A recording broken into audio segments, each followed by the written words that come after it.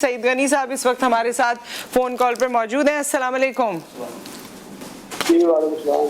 जी सईद साहब, जो इस वक्त सियासी मंजरनामा है उस पर हम चाहते हैं कि आपका भी फीडबैक लें, क्योंकि कुछ दिन पहले तक ऐसा महसूस होता था कि शायद इमरान खान साहब की हुकूमत जा रही है, उसकी पॉपुलैरिटी में कमज़ोरी आ गई है, लेकिन कहा यह जा रहा है, मुबशिर साहब भी हमारे साथ स्टूडियोज़ में मौजूद हैं, कहते हैं कि जी 27 तारीख के जलसे के बाद उनकी पोजीशन स्ट्रांग हो गई है और कल जिस तरह से इस पूरी तहरीक का आगाज़ हुआ है बाकायदा, उसके बाद ऐसे लगता है, या टीवी चैनल्स पे आके PTI के रहनुमा ये कह रहे हैं कि जी हम इसमें से सुरखरू होकर निकल जाएंगे। आपका क्या तज्जिया है? एक तो मैं आज भी बड़ा कॉन्फिडेंट हूँ, इमरान खान जा रहा है और हमारे आइन में वाज़ेह तौर पर लिखा है कि जिस शख्स के पास कौमी असम्बली में 172 अरकान की हिमायत होगी वो वज़ीर आज़म होगा। आइन में कहीं नहीं लिखा है कि आप 5 करोड़ लोगों का जलसा कर लेंगे तो वज़ीर आज़म बन जाएंगे। इमरान खान का अवल तो जलसा खैर जितना वो दावे कर रहे थे, क्लेम कर रहे थे, उसका 10% भी नहीं था, लेकिन अगर हो भी जाए उससे शायद 3-4 गुना बड़ा भी हो जाए, तब भी हकीकत ये है कि 172 मेंबर्स असेंबली में उनके पास इस वक्त नहीं है। अच्छा, दूसरी बात जो आप कह रही है कि जी PTI के लोग कह रहे हैं, जाहिर है वो यही कहना चाहिए।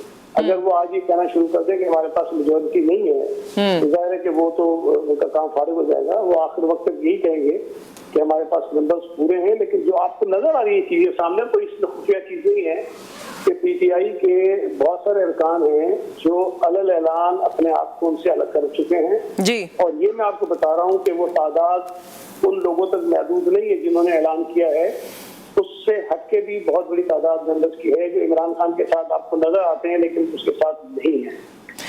जो इत्तेहादी है उसमें अगर परवेज इलाही साहब ने ये कह दिया तो, लेकिन आप देखिए कि काफ लीग में ही टूट फूटी है और उसके मेंबर्स वाज़ेह तौर पर कह रहे हैं कि इमरान के खिलाफ वो वोट डालेंगे। तो मुझे तो सीधी कैलकुलेशंस है, किसी सूरत नहीं लग रहा है कि इमरान खान इसे सर्वाइव कर सकेगा।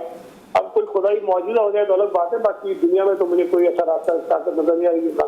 आप इस बारे में इतने क्लियर हैं। अच्छा सईद साहब, चलिए मैं इसको स्पेसिफिक कर देती हूँ। PTI में अगर हम बात करें तो शेख रशीद साहब ने ये कहा है कि 30-31 तारीख तक हमारे और जो मुनहरिफ अरकान थे वो भी वापस आ जाएंगे, और भी उन्होंने जो अपने नंबर्स बताए हैं वो 168-169 तक वो कहते हैं अभी तक हो गए हैं, और भी लोग आ जाएंगे। और उन्होंने तो ये भी कहा कि 172 से तजावुज कर जाएंगे हमारे मेंबरान, इतने लोग वापस आ जाएंगे। इस पे क्या कहते हैं आप? पहली बात ये है कि शेख रशीद साहब ने 35 साल में जितनी कोई पेशेंट में इस तरह की बातें की हैं, मुझे कोई बता दीजिए कोई 2-4-5 जो सही बातें साबित हुई हो। उनकी ये सलाहियत है, वो बड़ी जुताई के साथ गलतजानी करते हैं और जो मीडिया पे लोग बैठे होते हैं अक्सर उनकी बातों को सही मान लेते हैं। तो मैं आपको कह रहा हूँ कि कोई एक आदमी जो उनसे मुनहरिफ हुआ है वो वापस नहीं आ रहा। इन्होंने नाम लिए थे ना 4-5, मैं आपको कहता हूँ अभी फोन मिलाइए जरा, पूछिए उनसे कि वो क्या कहते हैं। मैंने कल टीवी चैनल पे 2-3 लोगों को सुना, उन लोगों को जिनके वो नाम दे रहे थे। अच्छा, आपको मैं फिर कह रहा हूँ, मैं नाम बताना नहीं चाहता, वो लोग जो आज इमरान खान के साथ बैठे हैं जी, वो भी उनके साथ नहीं है। हो सकता है कि आपको उसमें कोई सरप्राइज मिल जाए जब ये वोट ऑफ नो कॉन्फिडेंस पे रायशुमारी हो, तो वहाँ बहुत सारे ऐसे लोग भी PTI के आ जाएंगे जो इस वक्त इमरान खान के साथ है। तो हम तो बड़े कॉन्फिडेंट हैं और जो सीधी बात है, बड़ी कॉमन सेंस की बात है, जो लोग हल्के की सियासत करते हैं उनको पता है कि जब अगले इलेक्शन होंगे, 6 महीने में होते हैं, साल में होते हैं, इमरान खान की इस नालायक हुकूमत का बोझ कांधों पे उठा के कोई शख्स अवाम में नहीं जा सकता।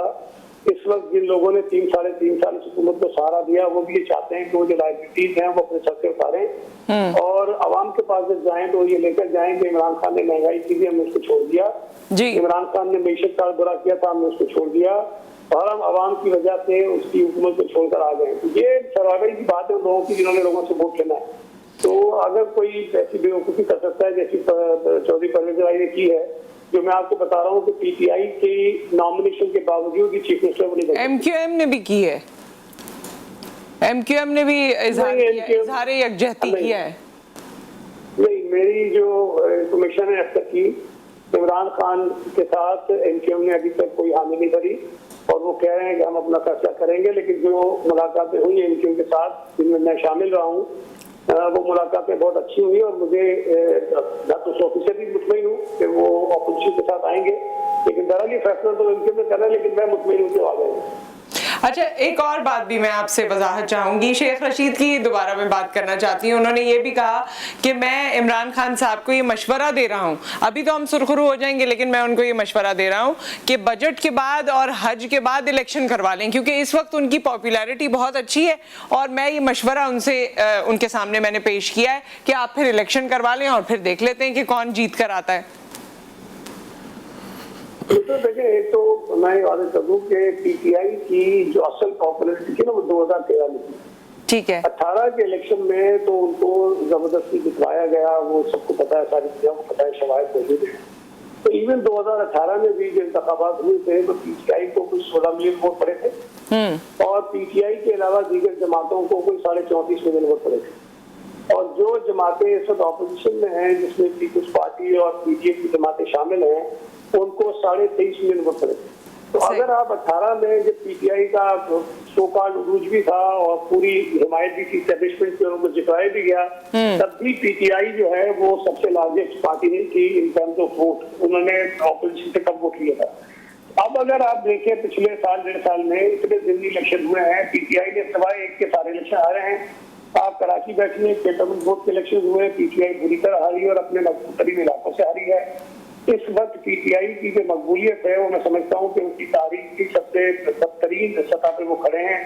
अब अगर किसी को ये खुशफहमी है कि जी इमरान खान की मकबूलियत बहुत है और वो जीत जाएंगे, तो उसका तो मेरे पास कोई इलाज नहीं है। लेकिन अगर ये मकबूलियत की बात ठीक होती ना, तो लाहौर में NA-133 से ही अपने कैंडिडेट को भगाते रही।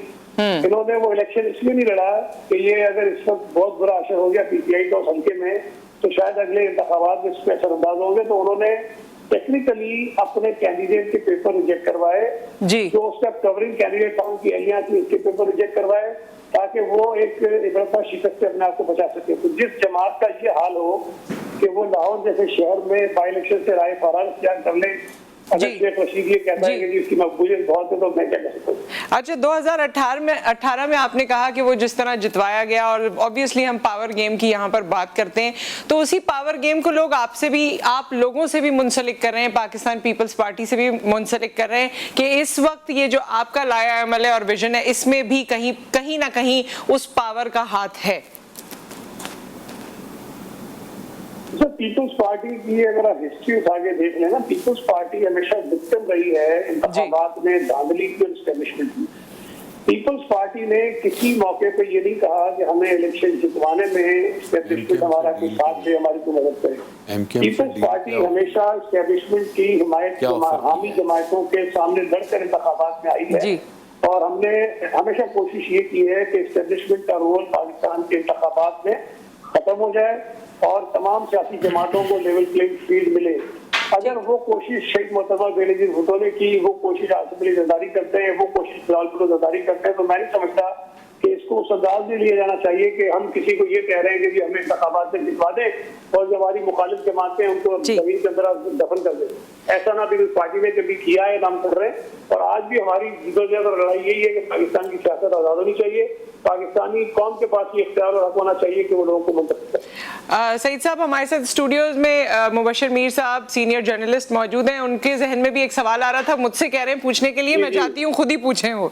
जी मुबशिर साहब। जी अस्सलाम वालेकुम जी सईद साहब। बस मैं ये जानने की कोशिश करूंगा आपसे कि जो MKM के साथ आपके मुतअद्दिद सेशन हुए हैं उसमें आप उन्हें ऑफर क्या कर रहे हैं? एक तो मेरी बात पहले 2 दिन पहले मैं बता चुका हूँ और ये मेरी बात सही नहीं हुई कि MKM के भी कुछ लोगों को मैंने सुना टीवी पे, तो उन्होंने भी वही बात कही जो मैं कह रहा था मीटिंग के डिस्कशन में। अच्छा, हमने ऐसे उनको ऑफर कोई नहीं की थी। MKM की तरफ से कुछ चीजें हमारे सामने आई जरूर थी और ये मैं बार बार कह चुका हूँ कि उसमें ना उन्होंने गवर्नरशिप मांगी थी, ना उन्होंने हुकूमत में कैबिनेट में कोई हिस्सा मांगा था। उनकी जो चीजें थी वो मजबूरी तौर पर वो इशूज थे जो वो समझते हैं कि जी उससे लोगों के मसाइल हल हो सकते हैं और उसमें कई चीजें ऐसी हैं जिसपे हमारा और MKM का इत्तेफाक है।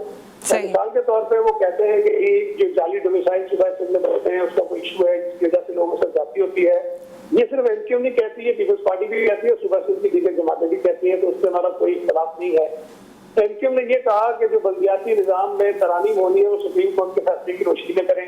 सुप्रीम कोर्ट का फैसला आ गया, हमने उसको चैलेंज नहीं किया, हम रिव्यू नहीं गए, हम चाहते हैं कि उस फैसले के मुताबिक अमेंडमेंट कर लें, कोई इस पे भी इख्तलाफ नहीं है। एमक्यूएम ये कहती है कि जी जो 40-60% जॉब्स का कोटा है अर्बन और रूरल का, उनकी राय है जिससे हमें थोड़ा सा इख्तलाफ भी है कि वो कह रहे हैं इस पर अमल दरामद नहीं हो रहा, उससे जाती है। हमने कहा कि उसको बैठ के चेक कर लेते हैं, जो डेटा आपके पास है जो हमारे पास है शेयर कर लेते हैं, अगर आपके साथ आपकी बात ठीक होगी तो उसमें हमें अमल करना चाहिए। इसकी कायदे कानून भी लिखा है तो उस पर कोई इख्तलाफ नहीं है। वो ये कहते हैं कि जी सुबह सिंध के अंदर जो डेवलपमेंट होती है उसमें हमसे कंसल्ट किया जाना चाहिए, ये कोई बुरी बात नहीं है। वो ये कहते हैं कि जी जो झूठे मुकदमात हमारे लोगों पर बने हैं उसको कानून के मुताबिक जो खत्म किया जाना चाहिए। झूठे मुकदमात किसी के खिलाफ भी खत्म होने चाहिए तो उसको भी कोई इख्तलाफ नहीं है। इसी तरह की चीजें थी जिस पर हम सबने इत्तेफाक किया, लेकिन जो बुनियादी चीज थी मैं आपको बता दूं, एक बात जुदाई साहब ने कही, बिलाल साहब ने भी कही, खालिद महमूद सिद्दीकी ने भी कही कि पीपल्स पार्टी और एमक्यूएम सिंध की तो जेन्युइन पॉलिटिकल फोर्सेज हैं। हम दोनों जमातों के दरमियान लॉन्ग टर्म वर्किंग रिलेशनशिप होनी चाहिए। हुकूमत में शामिल हो ना हो, वो नो कॉन्फिडेंस में हमारी सपोर्ट करे ना करे, लेकिन दोनों जमातों के दरमियान एक देरपा वर्किंग रिलेशनशिप होनी चाहिए ताकि सुबह सिंध के मफादात का मिलकर बात करें। ठीक है, विद दैट बहुत बहुत शुक्रिया सईद साहब आपके वक्त का।